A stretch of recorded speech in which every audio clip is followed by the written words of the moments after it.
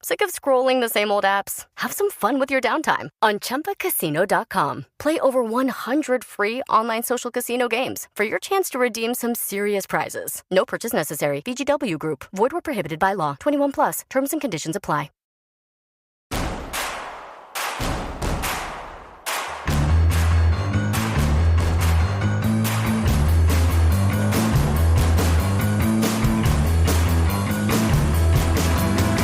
From your favorite source for Chicago White Sox talk, delivering news, interviews, analysis, and more. This is the Sox Machine podcast with your hosts, Jim Margulis, James Fegan, and Josh Nelson. Thanks, Robin. Welcome to the Sox Machine podcast. I'm your host, Josh Nelson, and it's Thursday night, April 24th, 2025. As we record this episode, the Chicago White Sox 10-game road trip continues, and they have actually won 2 games so far. For the first time in over 2 years, the White Sox finally won in Minneapolis thanks to a rain-shortened season finale, which they won 3-0. We'll recap that series, which featured some positives. Shane Smith continues to deal, and Miguel Vargas making a swing adjustment that's paying immediate dividends. Then there's the weird, like Bobby Dahlbeck playing shortstop. Also, Byron Buxton, man, the White Sox don't have to play the Twins again until late August. That should be enough time to lapse, which I don't have to stress about Byron Buxton. But where does he rank in all-time White Sox killers? The White Sox will make their way this weekend to Sacramento, and we are sending James Fegan to cover those games. We'll preview that series and have some draft talk as the Chicago Bears make their first-round selection Thursday night. And we also have our first mock draft on SoxMachine.com with the updated draft bonus pools. Joining me are Sox Machine's beat reporter James Fegan and managing editor Jim Margulis. And hello, Jim and James. The White Sox lose 2 out of 3 against the Twins Tuesday night. Byron Buxton robs Andrew Benintendi of a game-tying hit in the 9th inning. Wednesday night, Byron Buxton hits a big home run late. But on Thursday, the White Sox were able to avoid Buxton making a big play. They win 3-0. And James, Shane Smith to the rescue for the White Sox. They had so much of their bullpen carry a lot of innings, especially Wednesday night. You wrote about Shane Smith's fastball, and he picked up the White Sox in a big way. 5 scoreless innings, only 4 hits allowed, striking out 7. What's working for Shane Smith? Because it's just 5 starts, but he's been incredibly impressive for the White Sox. They have maybe found a diamond in the rough here. I don't really think there's any question about it at that point that they've found like a good value add Rule 5 wise, or just the fact that they found like kind of a young starter who's interesting. And at the, he's not super young for a rookie, but obviously the beginning of the service time, which is what this organization really cares about. I think the encouraging thing is that different things are working for him. He didn't have like his biggest fastball velocity today. I want to actually look at the numbers. He hit 97, but he's around like elevated 94.5. Was like a tick above average. But it wasn't like that Seattle start in spring training where he's just like throwing 98, 99. And the velocity is almost just like so good it almost clouds the picture. It didn't seem like it was necessarily overwhelming on his own, but he spotted it pretty well and got some good like called strikes on it that really set him up. Like looking at the exit velocity numbers, and there's apparently none for his fastball because it wasn't put in play all game somehow. Wow. So speaking about it, it's fouled off with done and stared at a decent amount. But so obviously when it has a good above average velocity, like that's a big thing, and it has a bunch of knock-on effects across his arsenal. But what the article was kind of about was the White Sox kind of expressing confidence, which they obviously need to do, that it can play if he slips back into kind of the basically average velocity, 93, 95, averaging 94 that right-handers in 2025 sit now. And they feel that like, yeah, it's a weird shape. It doesn't have this traditional like great righting forcing metrics, but it kind of can do multiple things in a way that, the average shakes out to kind of middle of the road, but you're seeing kind of maybe a wide variance of what it looks like. And it's not a one-to-one comparison, but it found it very helpful to having covered Justin Steele in 2023 when I was doing freelance, and him having this kind of cut ride variance of this fastball where, he could throw like a true righty at certain times, but when he's trying to really bore it on the hands of opposite-handed hitters, you see him throw something closer to a cutter. And that was kind of something he varied on intent, and maybe how he's releasing the ball a little bit. And Shane Smith doesn't really profess to have that level of control right now, but you're seeing him kind of a similar. It'll cut and it'll ride more and more on different situations, and it'll vary a lot. And you're seeing it kind of. Well, I thought he did well, especially in his most recent start. I always get confused recording a day before it's released. What he did well on Thursday is that you saw. And maybe the reason why we stopped a little short of ranking him the top 100 prospect at Fangraphs was that he wasn't getting a ton of chases on his breaking stuff, even though it's supposed to be kind of his strength coming in. I thought you saw him set up whiffs with his curve, with his slider, with it at least once or twice over the course of that game of just kind of pitching off of it, which is that you're going to throw a cutter that kind of runs away from righties. If you throw kind of a gyro slider that drops a little extra measure off of that, that's something people will swing over. And then if you're throwing the more straight up and down one, the lefties, he can throw his curve off of that and get people swing over. Changeup is still the coolest pitch he throws. It's low 90s. It kind of looks like a turbo sinker almost. But that he has this little element to his fastball. He's also capable of throwing something pretty flat that gets hit in the zone, potentially. But it's more something I expect him to maybe get a feel with of time. It's an element that he has. And maybe when he does have a feel of it, when he does have command for it, it helps him play if he slips back to lower velocity, which I think, everyone kind of slips to at some point in their career. And also, it just seemed like just watching him on Thursday allowed him to move the ball around the zone in a lot of different ways than maybe like a Giolito start when he was like kind of a 2-pitch guy where it's just like, all right, they're all he's doing is just kind of working up and down and they're really sitting on up. What do you do now? And it seems like Shane can kind of go side to side a bit more with what he's got. We're talking generations of pitching apart when it's 6 years like that, but it's just something that strikes me from watching him, a traditional four-seam ride guy, is that he can kind of get to the corners in different ways. It makes him interesting. Something to watch. It's not a ton to watch on this roster, but he is. So that's good. When it comes to pitchers with unintended cut, I automatically think of Dylan Cease as somebody who just couldn't shake it. And so is the difference with Smith that he doesn't have the same cut every time, to where if you're putting him in a trajectory machine or something like that, Cease's fastball will behave the same way most of the time, but you can't count on Smith's being inefficient the same way every single time?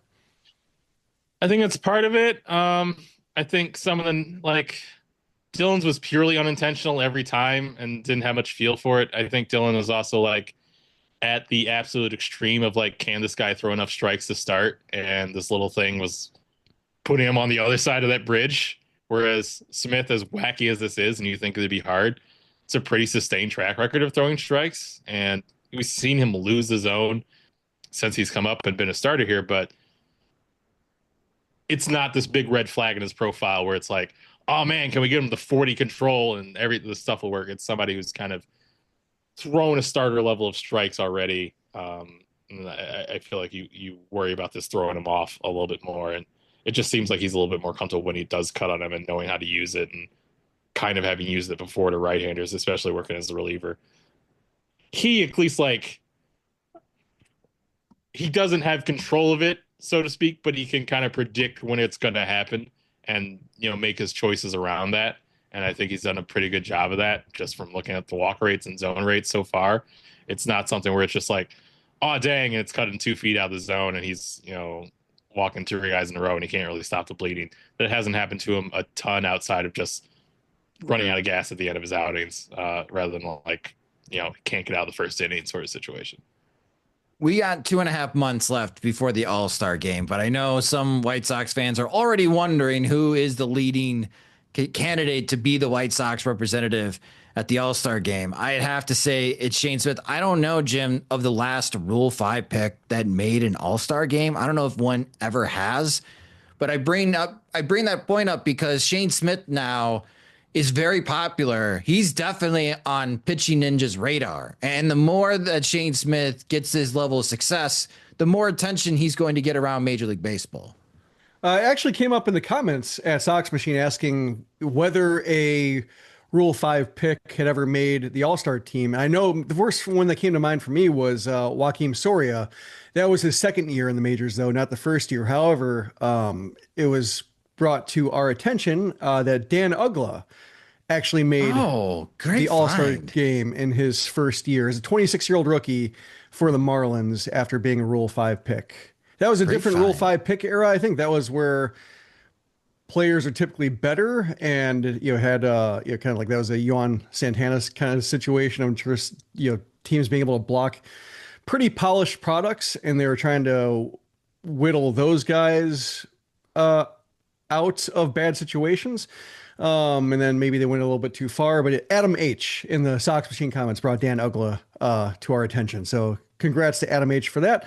But yeah, that's the only one I know of. And there's been more success. Like Anthony Santander was a Rule 5 pick, but not the instant success, or at least, we'll see what kind of success the White Sox All-Star pick actually has come July. They could really be scraping the bottom of the barrel. But, right now, if you were to extrapolate this performance over the course of 6 months, like that'd be a legit All-Star in one form or another. I mean, this is league minimum. And they got Shane Smith for the league minimum the next 2 years. Like, again, we are trying to grasp and hold on to anything that could be optimism for the White Sox in 2025. And I feel like if Shane Smith can continue this success, I don't know if a 2.30 ERA is sustainable for the entire season. But let's say he's a 3.5 ERA type of guy, and he can give you 140, 150 innings. This is where you could start drawing up a starting rotation of, okay, if it's Shane Smith and Hagen Smith and Noah Schultz, the 3 S's, maybe Davis Martin, Jonathan Cannon, Sean Burke, one of those guys, maybe the White Sox pick up a veteran. You're starting to build a pretty solid starting rotation here. White's here for continuity purposes. Yes, thank you. Again, we're trying to hold on to anything that gives us hope and optimism. But Smith so far, 5 starts, 27 and third innings, only 17 hits are allowed. Like I mentioned, a 2.30 ERA, 22 strikeouts to 9 walks. He hasn't thrown more than 83 pitches in a game. I don't think an opposing team, I think Pitching Ninja tweeted this out, no opposing team in his first 5 starts has scored a run against Shane Smith in the first 4 innings. That's fantastic. So great introduction. Let's hope this sticks for the White Sox, because when they do have these losing streaks or mini losing streaks, hopefully Shane Smith serves as a stopper more times than not. But in order for that to work, Jim, the White Sox need more offense. They only scored 3 runs, but it was only 7 innings. They're still sputtering. But Miguel Vargas, this was brought up during the CHSN broadcast. Cap tip to John Schriffen for telling this story. But Marcus Timms, the hitting coach of the White Sox, working on a hand adjustment with Miguel Vargas, made that adjustment for Wednesday's game, got a couple of hits. Thursday hit his first home run of the season. So this hand adjustment, he's now 3 for 7. Vargas has been playing very good defense at third, but we've been talking about Brian Ramos, and we brought up Ramos during the playback watch party on Wednesday night because Vargas wasn't hitting. And no matter how good he is defensively at third base, if you're batting 140, you're not going to stay around in the major leagues. Is this something that you're going to be focusing a lot on with Vargas in the upcoming weeks, Jim? Is this hand adjustment finally going to unlock the offensive potential that Vargas was hyped up even when he was a Dodgers prospect? Well, to go back real quick for your, we need to workshop a nickname for the next rotation, because I have a different definition of 3 S's, and other people might as well. If you're talking about morning routines, we need an acronym. That's what we need. Think of one, James. Yeah, go to the White Sox. Go to the Twitter pitching coaches out there. They love their acronyms. Let's see if we can come up with an acronym. I was stuck at Smith, Schweister, and Prather, and that's where I was. That's where it fell apart. I think just everybody should be called Smith. Just a rotation of 5 Smiths, even the bullpen, all Smiths. Just stuff of nightmares. But Miguel Vargas, we're talking about that, not 3 S's. Vargas, he'd been working on hand positioning for a while. Like, that was a secret to like what he was going to be different this year in terms of being able to get the barrel to the ball more efficiently. So on one hand, I think you can maybe hand wave it away in the sense that, a couple random games for somebody who shouldn't be as bad as he is. And also the Twins, like we talked about the not being able to judge the Twins based on how they do against the White Sox. I think there's also an element of, don't necessarily judge the White Sox by how they do against the Twins because they kind of might have similarly damned fates. But I think Vargas is close enough in terms of like, James has written about it with the exit velocity being better, kind of hitting the ball where you want to field wise, launch angle wise, and just the results not being there, to where it might just take a small tweak just to unlock what had been kind of just building up, kind of like the latent production that should be there and hasn't been there. It is a problem, I think, more cumulatively when you have Andrew Vaughn and Luis Robert and, then you're talking about like even Jake Amaya and you guys who should be performing like Robert and Vaughn, and then guys who shouldn't be performing like Amaya, kind of all in the same lineup. And so like the individual frustration, I think, is a lot more acutely felt when you're watching, just fruitless at bats. But I think, with Vargas, it was always like to me, a 1.5, 2 month proposition. Make sure you get past small samples, make sure you get past weather, and just see if there's anything there. And so, seeing him hit the ball better, have the same quality of at bats, and hitting 140 doesn't seem right. Like last year kind of seemed right. This year doesn't seem that justified. So I'm open to the idea that, you just need to make one small tweak and all of a sudden the hits will start falling. To get him back to whatever he's supposed to be. It still might be underwhelming, like a low 700s OPS, high 600s OPS, where it's just like that's closer to league average, but also not someone to build an offense around. But yeah, I think facing the Athletics so soon after just facing them, like that should be a good test for a hitter who, there's a book on him. And if he's able to thwart that book with just a little bit, faster bats or more efficient bat, then perhaps you'll be able to see a case where, he's turning it around. Well, that's the good. Shane Smith and Miguel Vargas. Edgar Caro still producing. If you watch the playback with us, I like the gold wrapping on Caro's bat. James in Sacramento, if you can ask if that's legit 24 karat gold wrapping that Edgar Caro has around his bat, that'd be fantastic. If it is, do you believe that it is? I hope it is. I am praying that it is 24 karat gold wrapping around his bat. And Jacob Amaya would that get be? A torpedo bat. Jacob Amaya can't. That's great. You think if I ask Edgar for a second, he says one question, but I have to go. You think I should spend it on whether it's actually 24 karat gold on his bat? Yes. Okay. What else would you ask him? How's it hanging? Yeah, one question. How's it hanging? Really? The people want to know, is that real gold? Well, yeah, what's his go-to response for how's it hanging? Good, bro, while walking away. That's boring. I have a theory about Vargas that I might get dispelled from talking to him about it tomorrow, but he was doing this big drawdown move last year that they were trying to get rid of. So it seemed like the reason he set his hands to where they were in spring was just put it to where you start your move. And so hopefully that extraneous movement goes away. But now it seems like his hands are back to where they were last year. So it's if that resetting of his hand placement got him out of the habit of doing the bigger move, maybe now he can just go back to the bat angle and every setup that he was already more comfortable with, if he's out of the habit of adding the big load, which was the real issue that they wanted to stomp out by setting his hands where they were in spring. Got it. Okay, well, I look forward to that conversation when you get to Sacramento to find out about Vargas' swing and, of course, most pressing, Edgar Caro's bat wrap. I do need to know. Okay. because it looks They're awesome. standing next to each other, and like there's 5 minutes left in the clubhouse. I have to like pick a lane. I mean, just steal one of Caro's bats that's wrapped in gold and report back because it looks awesome. That's why I just bring it up. Just see it. Just hold it and see if your hand turns green. I feel like you're creating more problems rather than less with the absconding with team equipment.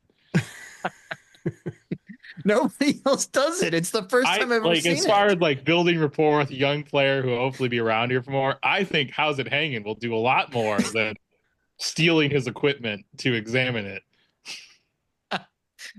All right, fine. But at some point this season, I want to know. Okay. Let's talk about weird. Bobby Dahlbeck at shortstop. That wasn't weird?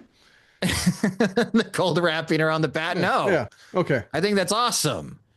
But Bobby Dahlbeck at shortstop. James, this is weird. Is this what it's come down to for the White Sox at the shortstop position? I mean, we know Colson Montgomery, he's getting some better results, but still not quite there. It doesn't seem like they have a lot of interest in playing Brooks Baldwin there every single game at shortstop. Jacob Amaya is batting .087. So it's Dahlbeck's turn now. This is vision. This is innovation. This is disruption of the industry. I see how it fits into like their team ethos to play like a glove first shortstop who can't hit more. Like they're trying to like emphasize that they have their standard defensive performance they want to, maintain and establish going forward. But as far as like, let's find value somewhere, bigger and bigger glutes at shortstop, maybe this is just Primus for the Colson era of just like, hey, here's a huge guy who hits dingers and, he's pretty athletic. What's the worst that could happen? Type of situation. Dalbeck. I mean, I feel preview for it when they signed him to the minor league deal and was talking to scouts about it. Like, I like asked, like, hey, do you think he can really hit? And there's a lot of like, he's crazy athletic. I saw him play like a couple of games of short when his AAA team was like banged up, and it wasn't awful. So I kind of like got prepared for the idea that like he could really play all over, and was talking it up the last podcast. And I didn't think this would happen, but it's more interesting. I think like if you want Brooks as a super utility guy, and he's kind of weirdly in this platoon with Josh Palacios, which is his own situation, and mixing in a bunch of other places. I'm sure Brooks as a shortstop is maybe like the most straightforward like thing I could get behind, but why not? It's just one, it's Primus for the maybe 10 years of Colson. Two, maybe this is the organizational direction. Bigger and bigger, massive power hitting dudes at shortstop. Getting us ready for George Wolkow taking over that position in 5 years. Like, get weird. Scour traditional NBA hotbeds. Scout to South Sudan for a 7'2" player who plays shortstop. Just lean in. Yeah, having seen Colson at shortstop, like it does stand out in terms of just watching him range and bend over for like a ball to his right or ball to his left. It's like that looks weird. So it does seem like this is more of just somebody who's like modeling the position, like 3D modeling. Just picture him like wearing a green suit and the motion tracking balls on him just to get people used to the airspace that he takes up.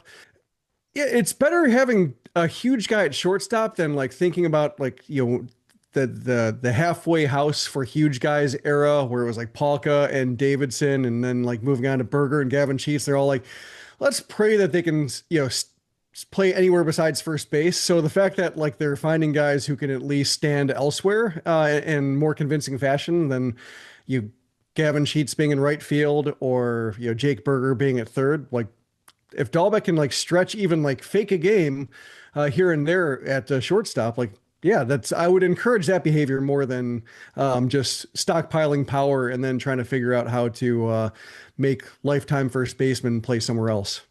Well, hopefully Bobby Dahlbeck hits. That's the hope, but it's weird. It's weird to see Bobby Dahlbeck at shortstop, and that's just the current state of shortstop position for the Chicago White Sox in 2025. Things I've witnessed Omar Vizquel started shortstop in 2011, those seemed a bit more sideshowy than this. Yeah. This callback occasion went to be. He made that one play where he could, like, you were asking like why he didn't like try for a double play, and I thought he did very much like glance at it and be like, not me. We'll take me out at first. And I thought, like, all right, he's not going to try to become Francisco Lindor just because they put him out there. He's going to know thyself out there at least. All right. Well, I mean, sure. We saw Paul Dion play there last year. Yeah. Just straight lines, hit the ball at him, please. And we'll see if Colson Montgomery can turn it around. But that's where the White Sox are at the shortstop position in 2025. It's come down to Bobby Dahlbeck. We'll see how much shortstop he does play this weekend, as we'll preview the Athletic series in a moment here.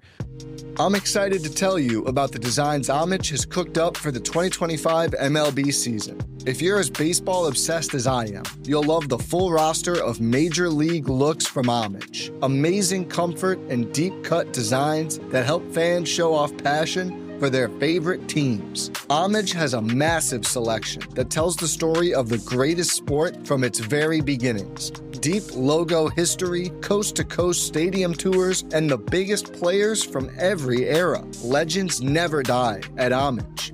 If you need your new shirt for going to a ball game, Homage has you covered with its most comfortable fan clothing, and it's available for fans of all ages. This year's collection hits dinger after dinger after tater, fleece, tees, bottoms, and more. And don't forget to check out the new starter jacket lineup, an iconic dugout look you don't want to miss. Heroes get remembered, but legends never die, and these looks go long, period. Check out the Homage MLB collection to find your team's coolest gear.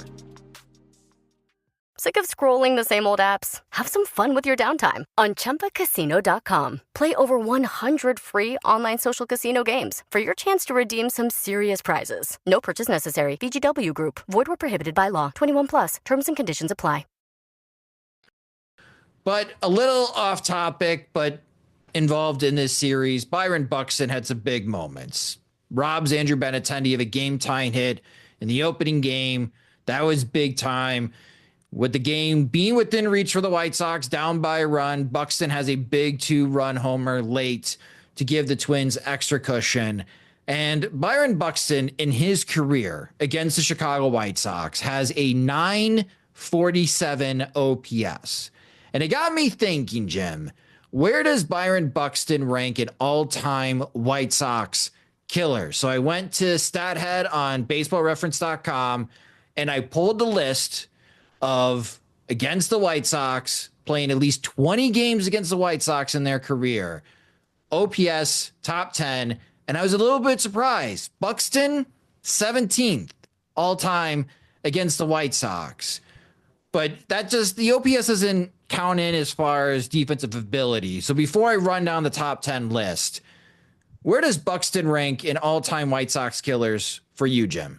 Well, I think White Sox killers, like there has to be like a performance boost relative to how they fare against other teams. Like if you look at White Sox killers, like Victor Martinez was a White Sox killer, but he's also just a very good hitter, like potentially Hall of Fame hitter if he were a little healthier, more defensively versatile. But in terms of like the ability to put bat to ball, like very few hitters better than him for as long as he was. So like killed the White Sox, but I wouldn't call him a White Sox killer. I just call him a very good hitter who performed against the White Sox. So to me, it's like the White Sox killer would be like Ryan Rayburn, the classic one of just having basically twice as many RBIs against the White Sox as any other team.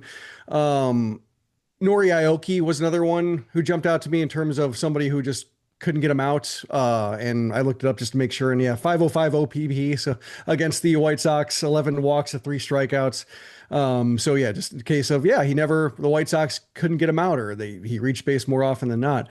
But yeah, I think Buxton is carving a role just because the defense makes a difference as well. It's not just hitting. It's not just, the power showing up, but also the fact that he has made a number of great catches. Like remember the Billy Hamilton catch that he made at Target Field on the warning track. Yeah. But, that stood out because it was an, amazing catch. But then you see Buxton making probably 4 or 5 of those against the White Sox in terms of game-changing catches. The fact that he's out there, not all the time by Byron Buxton standards. He's not. He's missed a fair amount of games against the White Sox, but when he's out there, he's playing center, and a very good one. So I think that doesn't necessarily show in team splits. Like they don't have fielding splits. I think for like the kind of catches he's made. It would be cool though. I'd like to see that show up in terms of like defensive runs saved against a team. But I think he's in the conversation. It's more of an art than science conversation for Buxton when you incorporate his defense versus Rayburn just being somebody like nobody ever cursed Ryan Rayburn's glove. No, when it came to the White Sox games, like not bad, just it never came up in terms of a real meaningful sense. I think the other thing clouding the distinction between like Buxton versus Rayburn and Aoki is like the White Sox have just been pretty bad during Buxton's years to where, a lot of the seasons he's twisted the knife or he's kind of run up the score, but it's also against White Sox teams that could use anything going right for him, and Buxton just kind of sticks a finger in their eye. So I think Rayburn might have, like, if you adjust it for the competition, Rayburn might be a little bit of a bigger outlier for his effectiveness against the White Sox, but I think Buxton's up there. So by OPS, playing at least 20 games against the White Sox, number one for podcast listeners, Aaron Judge. Aaron Judge has a career 1,400 OPS against the White Sox. He has 14 home runs in 32 games. Second, Shohei Ohtani, 18 home runs in 38 games against the White Sox, a 1,200 OPS. And then you got Ted Williams, you got Aramis Ramirez, Jim Thomey's on the list, Mike Cameron is on the list, Mike Trout is on the list. And do you remember Kareem Garcia? Yep. So Kareem played for Detroit in 1999 and 2000 and Cleveland from 2001 to 2003. I forgot about Kareem Garcia. Kareem Garcia, 5th best OPS against the White Sox, playing at least 20 games against them. He had a 1.047 OPS against the White Sox with 12 home runs in his career. He only hit 66 home runs in his major league career. 12 of those home runs came against the White Sox. 19 strikeouts against 1 walk. He's part of the 2000 brawl. Oh, is he? Yeah. He didn't start it though. That was Parquet and Robert Fick. There was a lot going on that day. There was hatred in the air. Oh, but yeah. Carlos Ian stuck out to me. Yeah.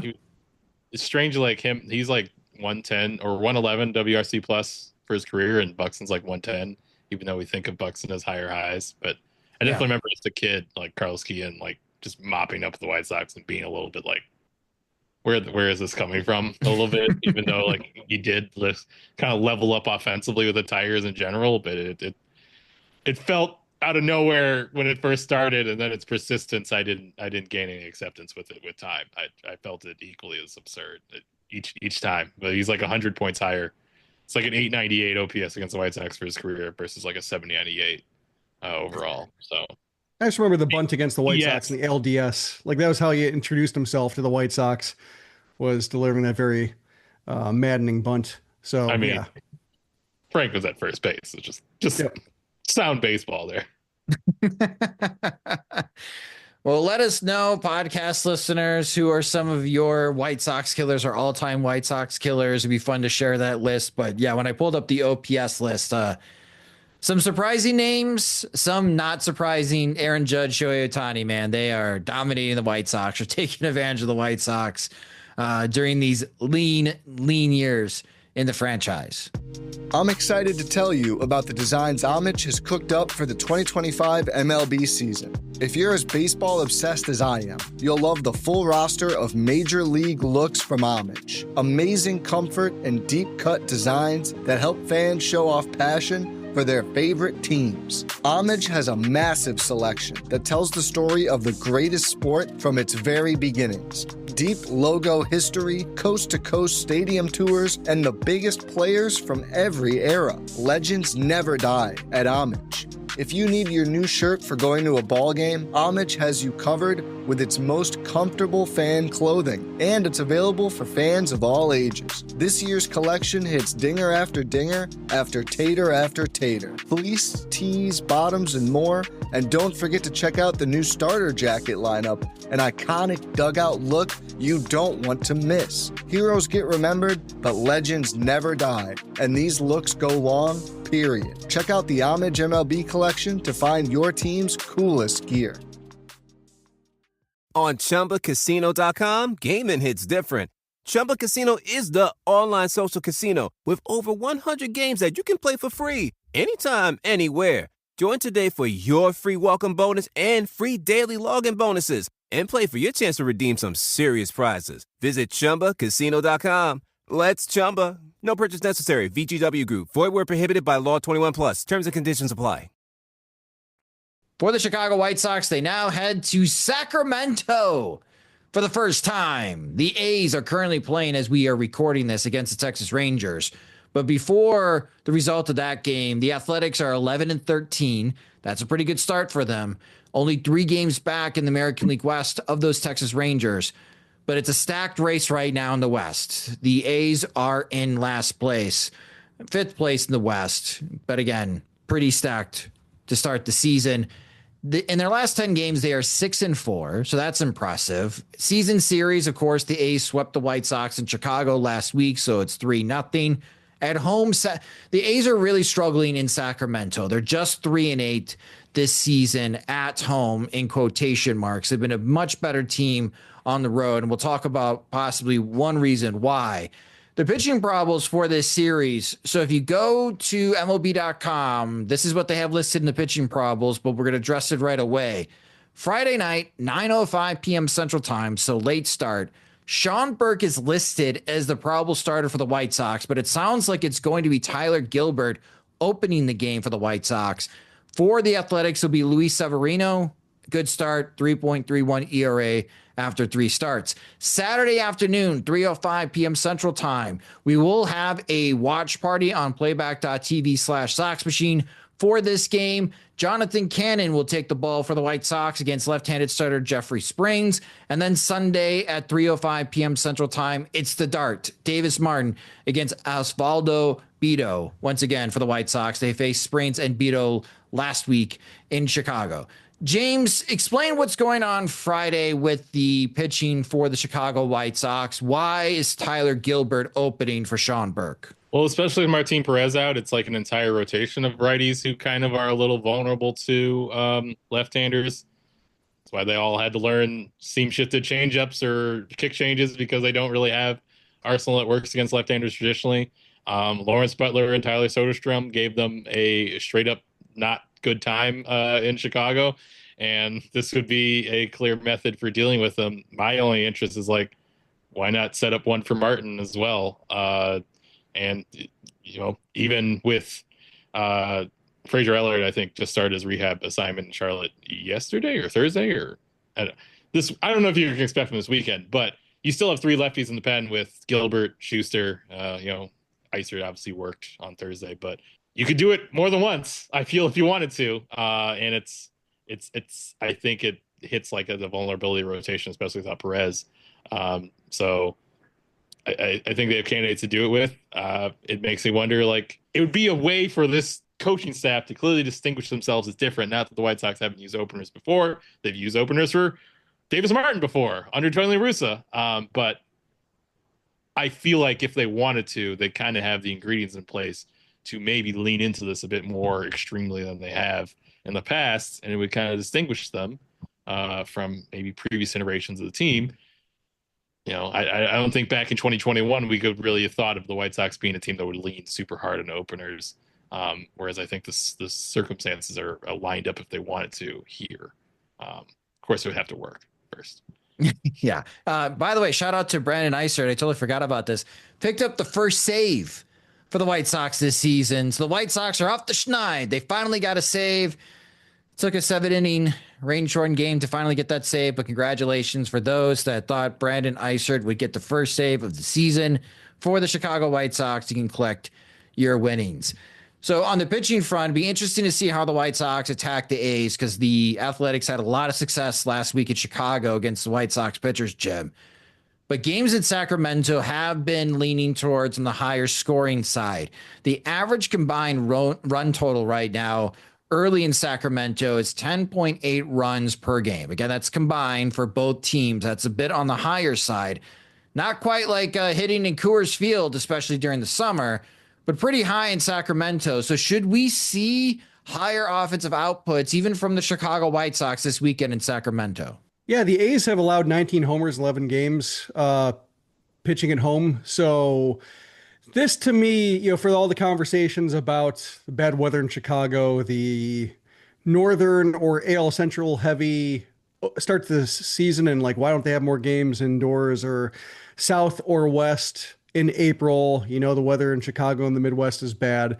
Excuses or at least noise for some of the poor offensive production across lineups. So I think this is like a good simulation for, all right, let's skip ahead to June and July in Chicago when the wind is blowing out or the wind's normally doing what it's doing. How do you look now? And so it's only 3 games, but having just talked about how the White Sox will counter pitching staff. They've seen them before. It's like same thing with like they've seen these pitchers before. They should have a better book on it.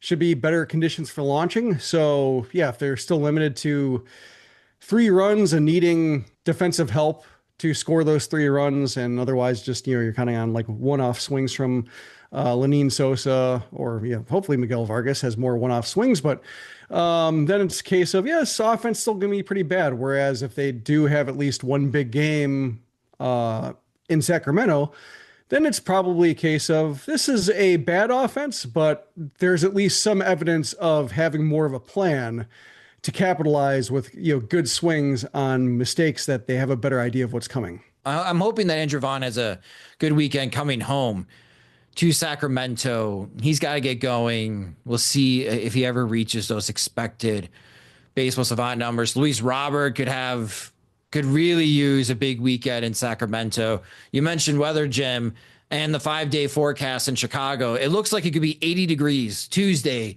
in Chicago for that White Sox and Brewers series opener. So some warm weather is coming to Chicago. We'll get a little bit of a glimpse early in the month of May to see if the ball flies out a little bit further for the White Sox, because they're not going to be able to win a lot of games if they're scoring 2-3 runs per game, even though that does help me on the steak dinner front. It's not great entertaining baseball to watch. Now, with that being said, James, could the White Sox be getting some offensive help? I know you were mentioning before the show the White Sox could maybe be adding another veteran after Bobby Dalbec to the 26-man roster. I'd be a little surprised if it happened this weekend. It seems like more of an end of the start of the new homestand move, but just talking to Sergio Santos on the phone on Friday, he mentioned Brandon Drury's playing first base for the first time. His numbers actually aren't like, oh man, he's back to spring training powers just yet, but he had only been DHing up to this point. He obviously got the injury while playing first base, and being able to go out on the field for the first time, maybe get him a couple of reps out there, and that's kind of the final stage of being ready to feel like you can roster him if he can hold down a defensive position. Sergio said he looked really close. He's obviously a pretty polished hitter. I'm watching him in spring, so that seems like something to watch out for, alongside Tim Elko obviously continuing to go insane and have everyone excited about his 15-year reign of ruling over White Sox first base. I feel like that's probably a little bit farther off, but we talked about that as well. He's obviously spoke high now. So he mentioned and Ryan Fuller mentioned Elko a lot as far as doing machine training. There is in zone swing and miss. He's a big power hitter. But they've been working on shaving all the chase out of his game, and he's certainly someone who's been heavy on machine work, which they've invested a bit more on this season, and Sergio echoed that as well. So we'll see at some point. Bring up the hose, James. I know you want to do it. You want to take out the fire from White Sox fans being excited about Tim Elko. You want to water it down. There'll be no I'm sure the Dodgers had plenty of people over the years who are just like, man, Miguel Vargas for one, who torched AAA is like, why couldn't we just get him some run here? He probably could have done something. Edwin Rios was like a guy who like that for them for a long time. I don't think the White Sox will have any sort of tragedies in 2025 of this man just did nothing but mash in AAA, but we just couldn't get an at bat for him at any point. I think that's more the zen I feel about Elko is like, if he keeps hitting, we will see it. It was opposed to like pounding the table in April. Like, why not now? Like, it's going to happen. Yeah, we talked about the watch party and, Dahlbeck being called up before Elko. And I think, my explanation was that it's better to go Dahlbeck than Elko than Dahlbeck. Like if Dahlbeck doesn't work out, you buy a little bit of time. You get a little bit sense of, Elko proving against AAA, and then you call him up and then you give him 4 months, upwards of 4 months, maybe even more to say like, oh, he can stick versus like, if you go to Tim Elko in late April and by mid-May, you're like, oh, this guy's overwhelmed. Then you go to Bobby Dahlbeck or you go to whoever else is just there in AAA posting numbers. That feels a lot more dire. So it's a long season and there's a lot of time to get excited and then disenchanted with players, whether they get called up in April or called up in June. And with Elko too, if you call him up, like I would say by May, I would say late May, you still have time to like call him up twice. In the event that the first run doesn't go well, there's room to call him up later in the season and not just be like, oh, it's September, who are we going to call up? Tim Elko, I guess. Also, if you have like a dream of flipping Brandon Drury, probably more realistic than Bobby Dahlbeck, like you probably need to do that in April more than August. Boosting Bobby Dahlbeck's trade value in August is only so much value.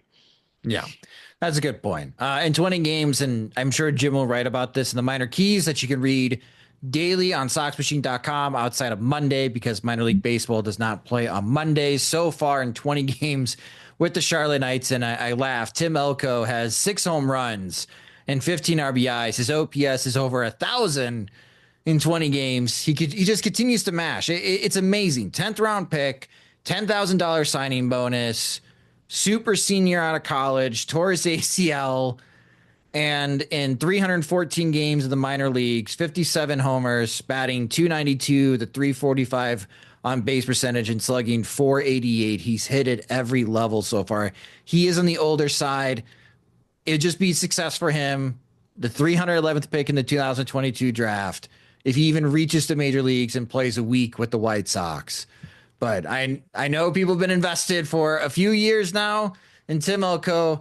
I do think we'll see him at some point in 2025, but the time is not now. It probably sounds like Brandon Drury is next for the White Sox to join and hopefully help on the offensive side of things. But with it being Sacramento and the White Sox playing in a minor league ballpark, Jim was most intrigued about sending James to this site on the road to cover this weekend. So, James, what are you most looking forward to visiting Sacramento this week to cover the White Sox and Athletics games? I don't know. I guess getting an idea of like the freak show or seeing like how balls fly out of there. I know nothing about the city other than I don't think the starting point guard for the 1993 Phoenix Suns is the mayor anymore. I'm excited about having a rental car and getting run off the road by crazy California drivers. I enter it with an open mind and open expectations. It really could be anything. My memories of the Coliseum, like I think it's a shame that it's not baseball being played there, but it's mostly all just like various White Sox tragedies. I remember like Dylan Covey like getting the start against the A's right after like the All-Star break, like one year, probably like 2019, and like players pumping him up pregame before and saying like, "This is your revenge game, man. This is your moment." And like Kobe being very soft spoken, just kind of nodding his head a little bit like, "Okay." And then he didn't make it out of the first inning. That's the kind of like memories I have of that place. I think Jimmy Lambert might have got his first career win there, like as a spot starter. And I think one of the Sox PR people told me like, "Hey, did you hey, he had his first game saved by like Craig Kimbrell, and it's like some milestone saved by like Craig Kimbrell, and like Liam Hendricks like got some weird like milestone on it as well." And like I mentioned, because PR brought it up, like I mentioned it to Jimmy Lambert, and he's like, "How did you know that? I was just thinking that." Like it was because the same PR guy told us both, but like Jimmy thought like we had the Kismet connection over that. Great. So just weird memories, and hoping that we can continue the tradition of weird memories against the Athletics, but not in the Kurt Suzuki as a 7,000 OPS hitter there variety. from your beat writer cohorts in terms of like the experience of covering games there, like the amount of room to write, amount of room to interview guys in the clubhouse or outside it? Not a lot, but I always assume with the White Sox beat population that we won't run into room issues because they're few but mighty is kind of the approach of covering this team at this juncture. I don't know. I expect to get lost walking in because that's what happened with every new park when I was breaking into the beat. Why not continue this tradition? It happens every spring. I don't know how I get as a surprise every single time or find my car. So something along that level is going to happen to me. If with the game being in California, Jim, if Caro has a monster weekend, I wonder if he upgrades to California Gold with the bat wrap coming back home. You won't let it go. Some sparkles. I'm not going to let it go. Yeah. It looks awesome. Well, I think like I'm intrigued by like somebody like Caro getting called up to the majors and being like, wow, these stadiums are huge. And then immediately going back to a AAA park and I just saw this in Charlotte. Like I am curious about that experience. It's nicer in Charlotte. Yeah. Like is it weird? Does it feel like the majors to guys who are just in the minors and now have to go back to a very AAA experience? Now, that is a good question because the White Sox don't play at Steinbrenner Field in Tampa, Florida until after the All-Star break. It is the series after when we are in Pittsburgh for our annual road trip is when the White Sox visit Tampa, Florida. Sergio said he had played there in the PCL. Did he like it? He said he liked it. He was a hitter still, and it was a PCL park, so he liked it fine. Well, I can't wait to read your coverage and learn from you, James, and what it's like to be in Sacramento. James won't be on the next podcast because with how flights work in Sacramento, he's not landing in Chicago until very, very early Monday, late Monday, for depending on how you look at it. Catching the last flight, but we are excited for James to be out there. And again, huge thank you to the Sox Machine subscribers for making that happen. The final thing we'll talk about this podcast, and it's going to be talked about on all the sports shows in Chicago, the NFL draft currently being held in Green Bay. The Chicago Bears with the first round in the 10th overall pick took Michigan tight end Colston Loveland. So it's going to be an extra excited Scott Merkin this weekend on the beat, James. I'm sure you'll be looking forward to that. On social media, Bears fans seem to be in the boat of trusting Ben Johnson, the new head coach, and Loveland getting comps to Detroit Lions tight end Sam Laporta. So we'll see how that works. For my fellow 49er fans that are also White Sox fans, the four of us taking Georgia defensive end Michael Williams. Let's see how that works out.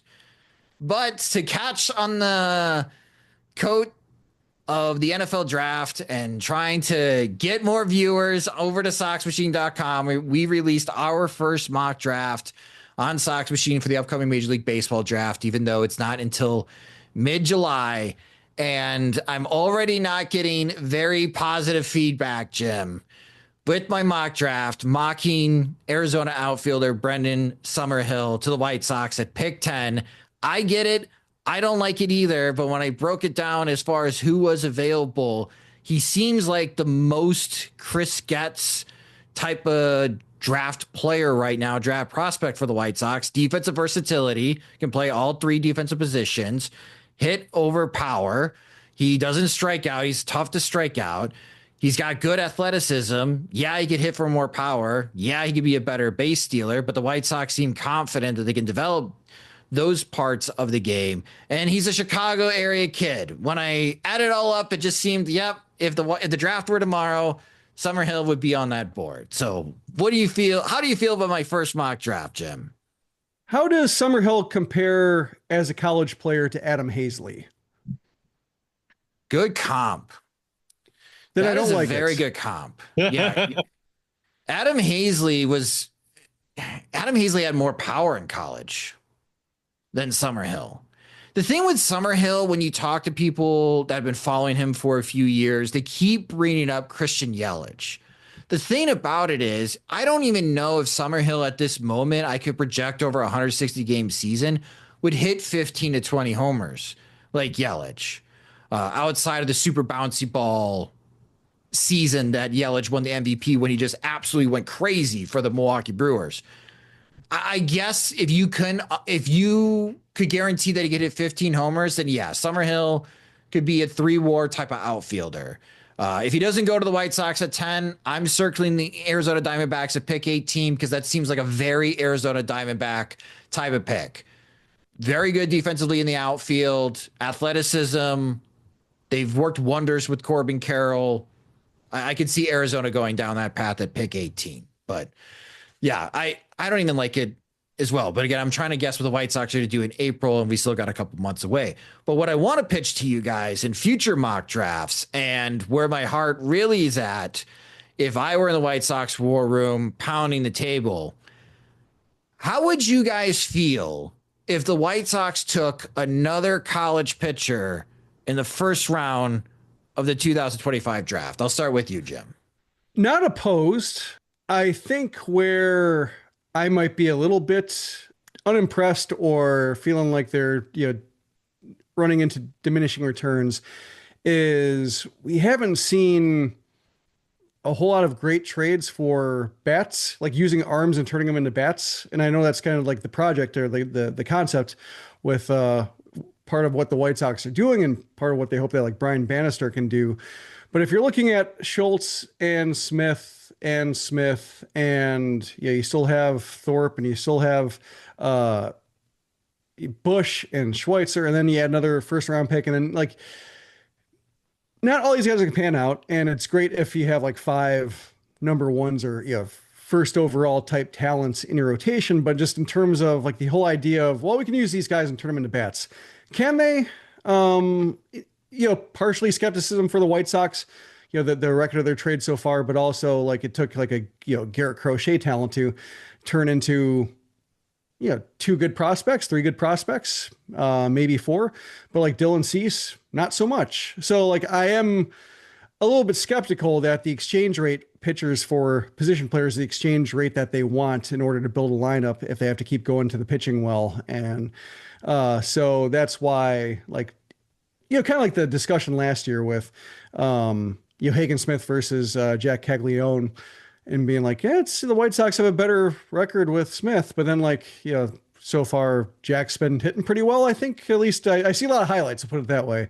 Same with Nick Kurtz, although Kurtz didn't follow the White Sox, but like, he was in the conversation. I was thinking like, great, Gavin Sheets in the first round, just because of like how they've done with position players. So like you do get this kind of scar tissue built up to where you say like, yeah, they may as well draft pitchers if that's who they can do things with. But then I think, when it comes to actually turning them into a roster, that's where I think it gets a little bit tougher if you can only produce pitchers internally.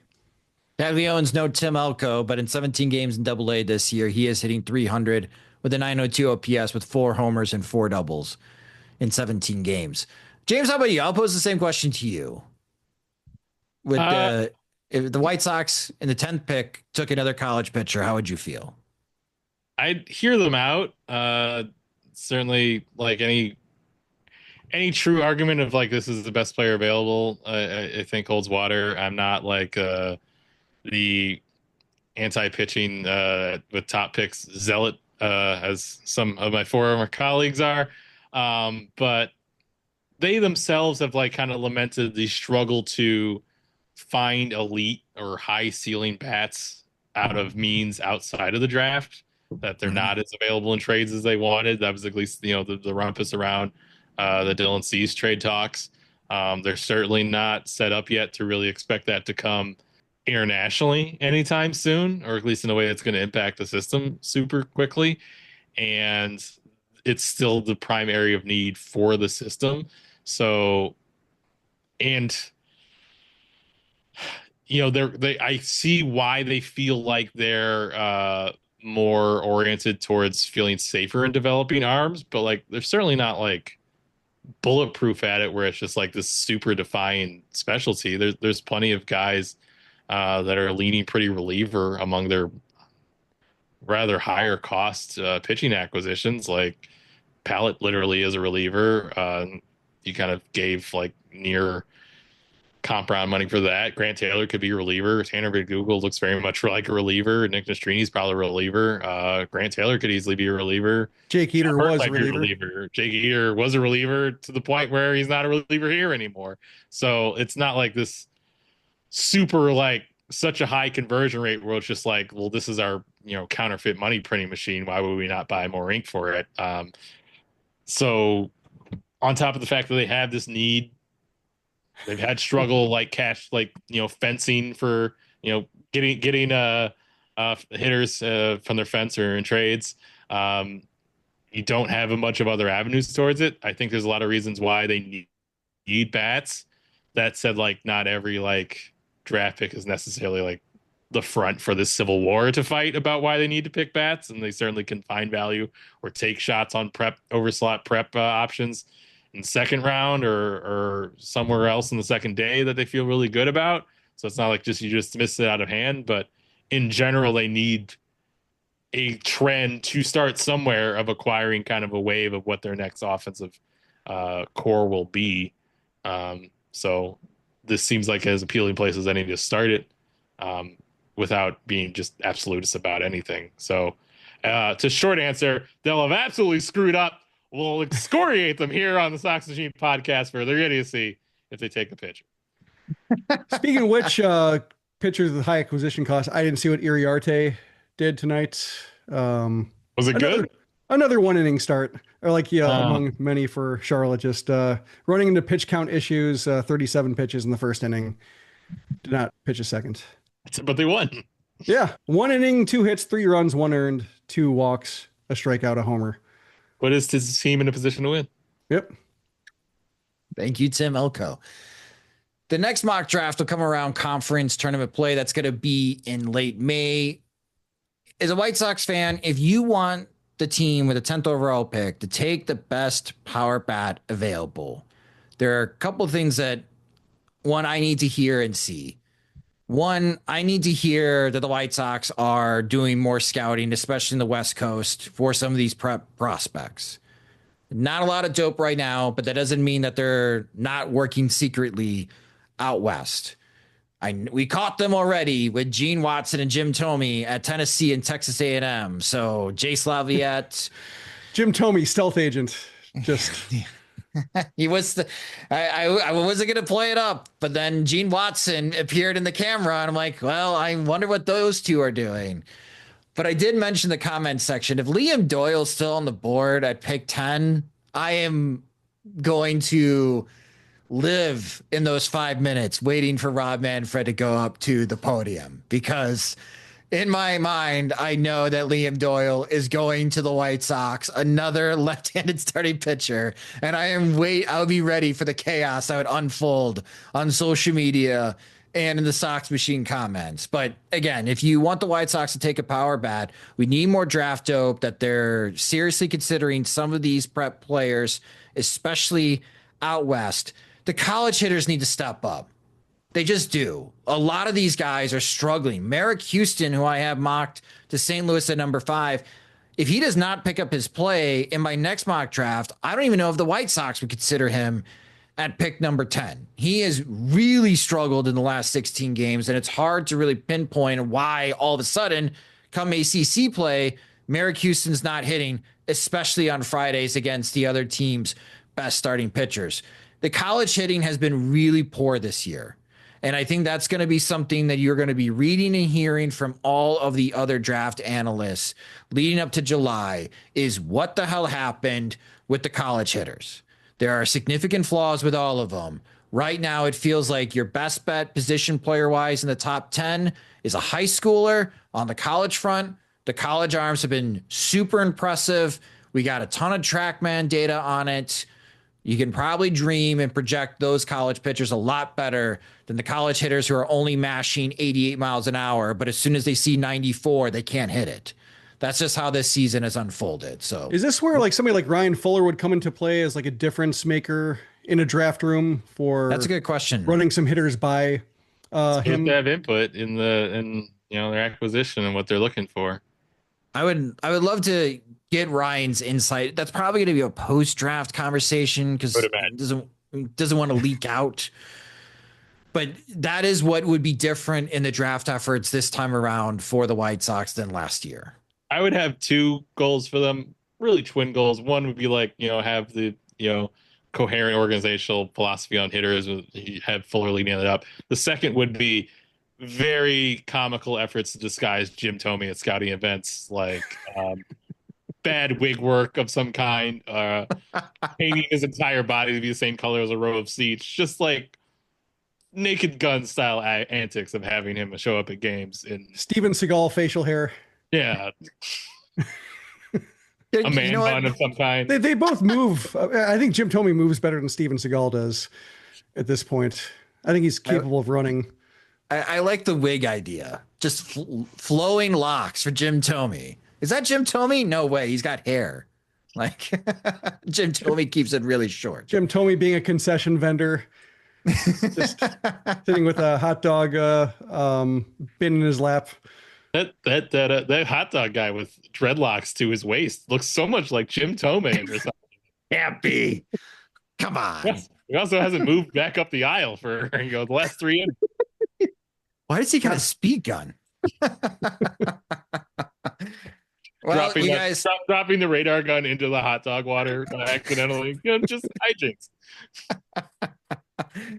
Well, let us know what you guys think of my mock draft. I don't like it either for the White Sox, but again, I'm not a big fan of this draft class right now, especially in the top 20 picks. I do agree with many others, though. After pick 20, there is some depth that could be some interesting guys that have some tools that you could dream on in the second, third, or fourth round. But kind of like the NFL draft, it doesn't seem anyone's really enthralled with this draft class in football, and same thing with baseball so far. But again, we got a couple more months. Hopefully performances do pick up and we get better data and we get better dope as we lead to the Major League Baseball draft in mid-July.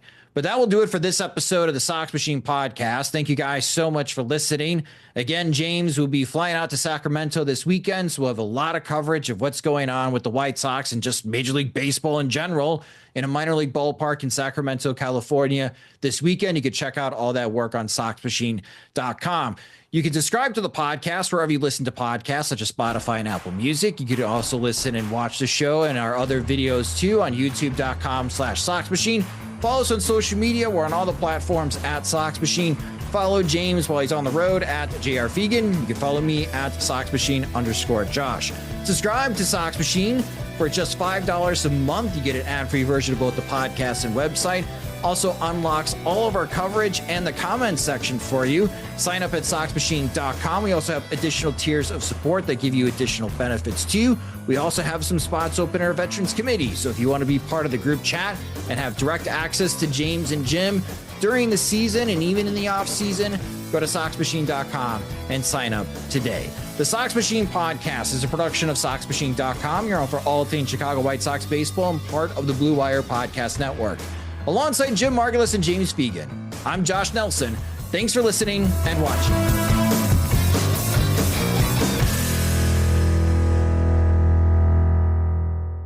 Sick of scrolling the same old apps? Have some fun with your downtime on ChumbaCasino.com. Play over 100 free online social casino games for your chance to redeem some serious prizes. No purchase necessary. VGW Group. Void where prohibited by law. 21 plus. Terms and conditions apply.